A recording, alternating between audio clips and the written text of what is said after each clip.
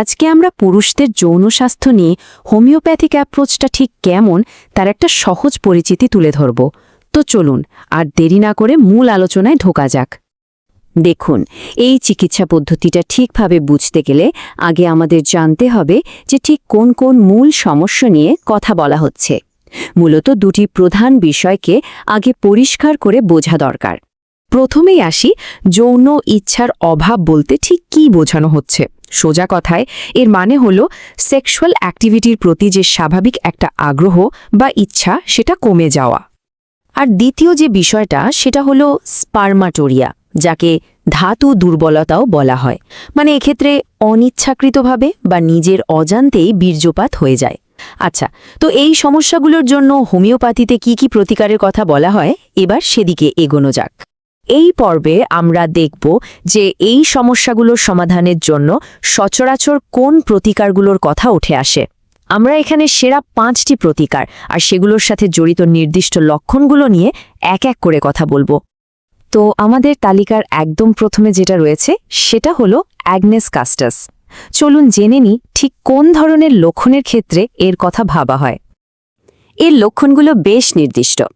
যেমন ধরুন, অতীতে অতিরিক্ত শুক্রক্ষয়ের একটা ইতিহাস রয়েছে, আর তার জেরেই এখন শারীরিক এবং মানসিক দুই ধরনের দুর্বলতায় দেখা দিচ্ছে। সাথে যৌনাঙ্গ যেন ঠান্ডা আর শিথিল লাগছে। এই ধরনের লক্ষণগুলোই অ্যাগনেস কাস্টাসের দিকে ইঙ্গিত করে। আচ্ছা, অ্যাগনেস কাস্টাসের পর এবার আমরা কথা বলবো লাইকোপোডিয়াম নিয়ে। জানেন, লাইকোপোডিয়ামের লক্ষণগুলো কিন্তু আগেরটার থেকে বেশ আলাদা। এখানে ব্যাপারটা হলো মনে ইচ্ছে থাকলেও শরীরে সেই সক্ষমতাটা আসছে না, অথবা দ্রুত বীর্যপাতের মতো সমস্যা হচ্ছে। সাধারণত বয়স্ক বা অন্য কোনো কারণে শারীরিকভাবে দুর্বল হয়ে পড়েছেন এমন ব্যক্তিদের ক্ষেত্রে এর প্রয়োগ বেশি দেখা যায়। আমাদের তালিকার 3 নম্বরে যে প্রতিকারটা আছে সেটা হলো ক্যালাডিয়াম সেগুইনাম। ক্যালাডিয়ামের লক্ষণগুলো কিন্তু একদম সুনির্দিষ্ট। যেমন হয়তো উত্তেজনাপূর্ণ স্বপ্ন দেখা হয়েছে, কিন্তু ঘুম থেকে ওঠার পর আর ইরেকশন নেই, বা ধরুন ইচ্ছা থাকা সত্ত্বেও ফোরপ্লের পরেও ইরেকশন হচ্ছে না। এই রকম বিশেষ ক্ষেত্রেই ক্যালাডিয়ামের কথা ভাবা হয়। এরপর যে প্রতিকারটা নিয়ে কথা বলবো সেটা হলো অ্যাসিড ফস। অ্যাসিড ফসের ফোকাসটা হলো অতিরিক্ত বীর্যপাতের কারণে যে দুর্বলতা তৈরি হয় সেটার ওপর। এখন মনে হতে পারে অ্যাগনাস ক্যাস্টাসের সাথে এর তফাৎটা কোথায়? দেখুন, অ্যাগনাস ক্যাস্টাসের ক্ষেত্রে অতীতে বিশেষ করে যৌবনকালের ইতিহাসের ওপর জোর দেওয়া হয়, কিন্তু অ্যাসিড অস যে কোনো সময় শুক্রক্ষয়ের কারণে আসা শারীরিক ও মানসিক ক্লান্তির জন্য ব্যবহার হতে পারে। আর সবশেষে আমাদের এই তালিকার 5ম প্রতিকারটি হল সেলেনিয়াম মেটালিকাম। সেলেনিয়ামের ক্ষেত্রে লক্ষণগুলো মূলত অনিচ্ছাকৃত বীর্যপাতের ধরনের উপর নির্ভর করে, যেমন ইউরিন বা স্টুল পাস করার সময় বা এমনকি ঘুমের মধ্যেও সিমেন্ট ডিসচার্জ হয়ে যাচ্ছে। এই ধরনের খুব নির্দিষ্ট লক্ষণ থাকলেই সেলেনিয়ামের কথা ভাবা হয়। আচ্ছা, আমরা তো 5টা প্রতিকারের নাম জানলাম, কিন্তু শুধু নাম জানলেই তো হবে না, তাই না? চলুন এবার একটু গভীরে যাই আর হোমিওপ্যাথির মূল নীতিটা বোঝার চেষ্টা করি। সবচেয়ে জরুরি বিষয়টা হলো এখানে চিকিৎসাটা হয় রোগীর একেবারে নিজস্ব লক্ষণের ওপর ভিত্তি করে।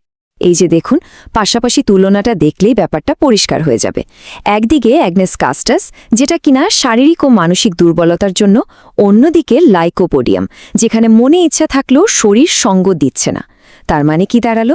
তার মানে হলো এখানে রোগীর ব্যক্তিগত অবস্থা আর তার লক্ষণগুলোই শেষ কথা। একই সমস্যার জন্য দুইজনের প্রতিকার কিন্তু আলাদা হতেই পারে। এবার আমরা এই আলোচনার একেবারে শেষ এবং সবচেয়ে জরুরি অংশে চলে এসেছি। যে কথাটা না বললেই নয়, সেই অপরিহার্য নির্দেশনার দিকে এবার নজর দেওয়া যাক। এই একটা কথাই আসলে পুরো আলোচনার সার। সেটা হলো প্রফেশনাল পরামর্শ অপরিহার্য। বারবার কিন্তু এই কথাটার উপরই জোর দেওয়া হয়েছে। এর সত্যি কোনো বিকল্প হয় না। তার মানে দুটো মূল বিষয় একদম মাথায় গেঁথে নিতে হবে। 1, চিকিৎসাটা হবে সম্পূর্ণভাবে ব্যক্তির নিজস্ব ইতিহাস আর তার নির্দিষ্ট লক্ষণের ওপর ভিত্তি করে। আর 2, এবং এটাই সবচেয়ে গুরুত্বপূর্ণ, যে কোনো ওষুধ নেয়ার আগে অবশ্যই একজন রেজিস্টার্ড হোমিওপ্যাথিক ডাক্তারের সাথে কথা বলতে হবে। নিজে থেকে চিকিৎসা করার কথা ভাবাও কিন্তু ঠিক না। তো আজকের আলোচনা আমরা এখানেই শেষ করছি, তবে যাওয়ার আগে একটা প্রশ্ন রেখে যেতে চাই। একবার ভেবে দেখবেন কি, কেন এই হোমিওপ্যাথিক অ্যাপ্রোচে একজন ব্যক্তির সম্পূর্ণ আর অনন্য ইতিহাসকে চিকিৎসার সবচেয়ে জরুরি অংশ বলে মনে করা হয়?